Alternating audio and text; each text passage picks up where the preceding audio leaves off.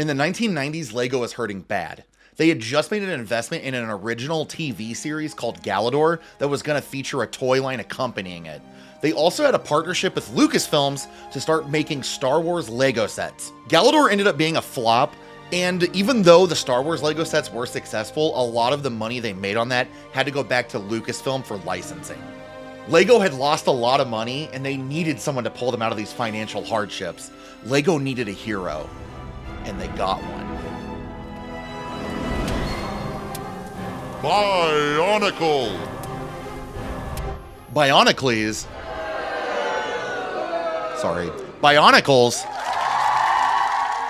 were a constructible action figure series that LEGO had created internally. And like I mentioned before, this wasn't the first time the company tried something like this. Every dimension needs a hero.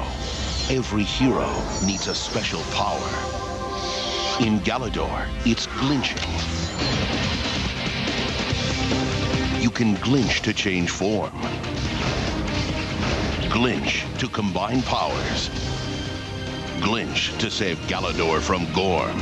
It's a power like nothing in this dimension. Galador, each sold separately.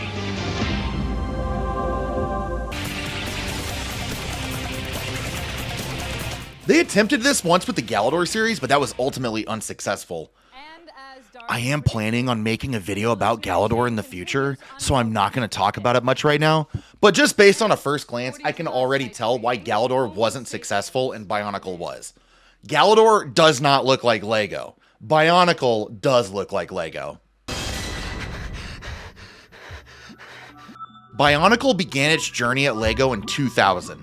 It had the mighty task of carrying the entire LEGO brand on its back. And it did so with relative ease. Bionicle needed to make LEGO money, and it did. They took a unique approach this time, kind of similar to Galador, but on a much smaller scale, so no live-action TV show. LEGO tried to tell the story of Bionicle across all kinds of forms of media. There were books, there were movies, there were games, and of course, there were the toys. And if you owned one of the original toys, you would get one of these little baby GameCube-sized discs. It had all kinds of Bionicle lore on it. All you had to do was put this in your PC, and you could interact with it and see what the Bionicle world was all about. Unfortunately, I couldn't get it to work on my modern PC, but I did find this video tour of the mini disc that was pretty cool. It looks like a pretty basic point-and-click visual novel, but it's got a lot of character, and that's what counts. I think one of the main reasons why Bionicle was so successful was because of neat little integrations like this. Originally, I was going to make this video exclusively about the movie Bionicle, The Mask of Light, but I ended up having too much fun going down this Bionicle rabbit hole, so I decided I wanted to take a look at some other Bionicle stuff from my childhood too. First, I went and dug up some of my old Bionicles. I couldn't find any of the Bionicle Toa, which are the main characters in the Bionicle universe, but I did find this guy.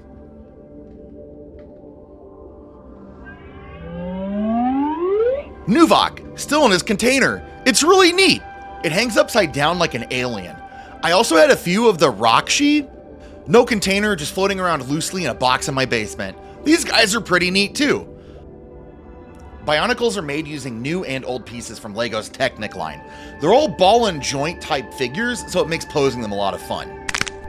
Some of them have kinetic actions baked in, like this Nuvok homie. He can do this. Also, I found this big jug of Bionicle pieces in storage. This baby has 702 pieces in it, but it does not include certain pieces, so you cannot create your own Bionicle with it. But I guess that's why they call it a master accessory kit.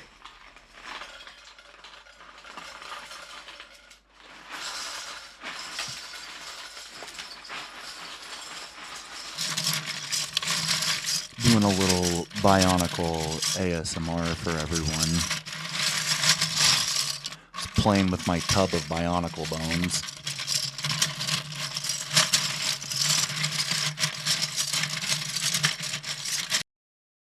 I also checked out the Bionicle Flash game LEGO had made called the Matanui Online game.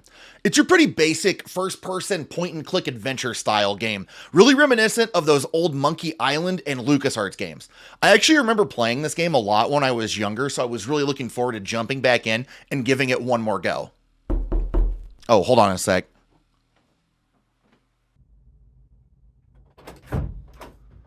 Don't bother me right now. I'm gaming. Little game review. Alright, let's do it. This game is eerie. There isn't a lot of music, and you're kind of cast into this world without much explanation. It actually reminds me a lot of those old Flash horror games you'd play at your friend's house late at night to try to scare each other. The controls are very simple, but feel very dated. I was actually having a really hard time navigating some of the areas because of how the camera will change perspectives when you try to turn around. There isn't a lot of direction. If you are planning on replaying this or trying it for the first time, I recommend keeping a notepad nearby just in case you get lost. I was able to download this game and play it in 30 frames per second, which speeds the game and the animations up. But the original is in 18 frames per second, which you can still play, but it does run a lot slower. One of the things I appreciate most about this game is definitely the atmosphere. Although I probably won't end up beating this game, I could see myself coming back and revisiting it just to kind of get myself back into the Bionicle mood every once in a while. Shout out to biomediaproject.com for archiving all of this old Bionicle stuff, by the way. Link to their website's going to be in the description of this video. If it weren't for them, I could only imagine that a lot of this stuff would end up being lost media. If you want to take a look at anything that I've talked about in this video, I highly recommend checking out their website. They've got a lot of really cool Bionicle resources on there. Ah yes, finally. The main course for today's video, Bionicle, the Mask of Light. Grab a snack and a seat, and let's take a look at this Bionicle movie.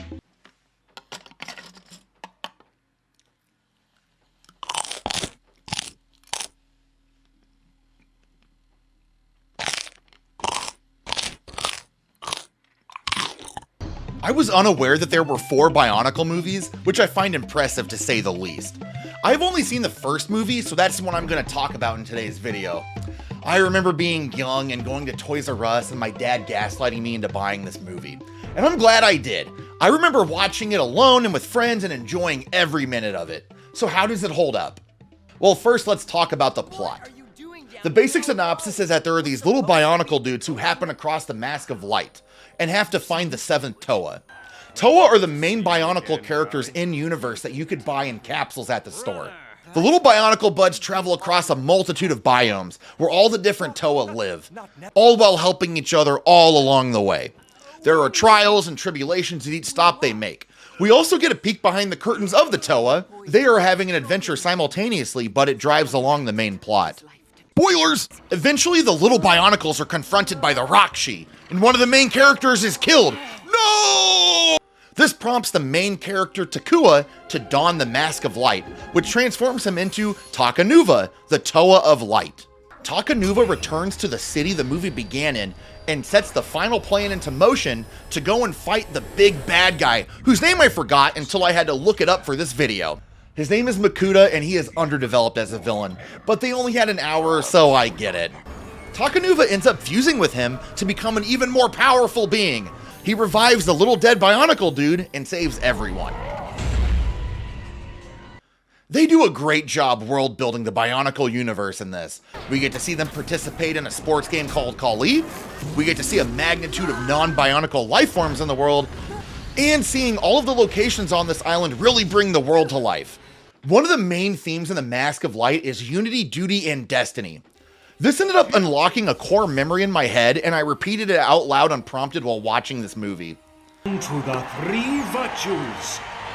Unity, duty, destiny?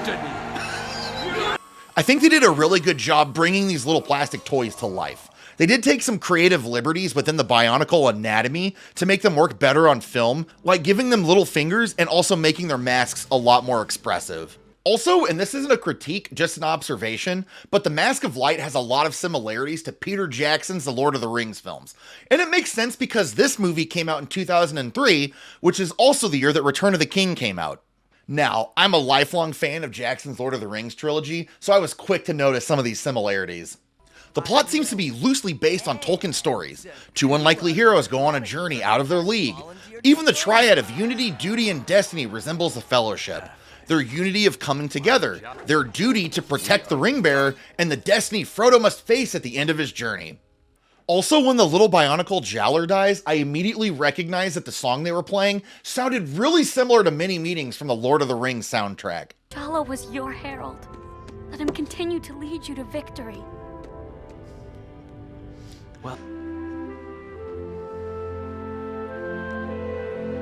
Man, that Lord of the Rings soundtrack just hits different. I'm getting goosebumps listening to it.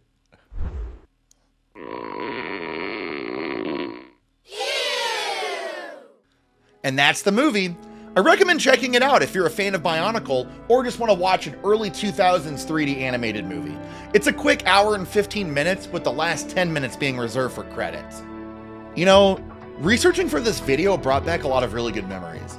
It reinvigorated my interest in a series that's been dormant for a really long time. While I was researching Bionicle for this video, I actually came across a few posts about how LEGO has been sneaking Bionicle Easter eggs into some of their newer sets, which is really cool. I didn't expect that. At the time of recording this video, there have been some speculation and rumors about Bionicle making a resurgence here in the near future, but I'm not gonna believe that until I see it. While I would love for LEGO to revisit Bionicle for a younger generation, I do think they're gonna have a hard time recapturing the magic that the original Bionicle did back in the day. And that's what makes it so special. It's Bionicle. Thank you for watching. If you enjoyed this video, you might like some of my other videos that are on the screen. Consider subscribing and leaving a comment about your favorite Bionicle memory.